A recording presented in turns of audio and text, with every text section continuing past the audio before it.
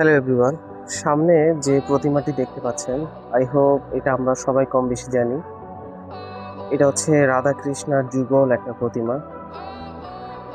আমি আসলে কি বলবো, আহ, এটা আমরা মেশিনে ওয়াশ করা হয়েছে। এটা বেসিক্যালি প্রথমেই আমি দেখিয়েছি আগে কেমন ছিল এবং আফটার পলিশ করার পর এটা কেমন দেখাচ্ছে। তো যে বিষয়টা বলতে যাচ্ছি, আপনারা একটু খেয়াল করে দেখেন, এই সম্পূর্ণ গায়ে যত প্রকার অর্নামেন্টস আছে, জামা আছে, তাদের ভঙ্গিমা আছে, রাধার কাঁধের মধ্যে ময়ূর বসে আছে, কৃষ্ণর হাতের বাঁশির মধ্যে ময়ূর বসে আছে। মানে এত পরিমাণে ডিটেলস এতে অ্যাড করা আছে, মানে আপনি যত দেখবেন তত শুধু মুগ্ধ হয়ে তাকিয়ে থাকবেন।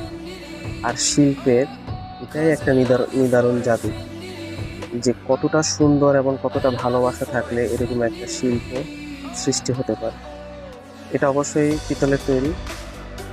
17 কেজির উপরে এতে পিতল আছে এবং কাজ যে কতটা সুন্দর হয়েছে এটা আসলে আমি মুখে না বললেও চলবে।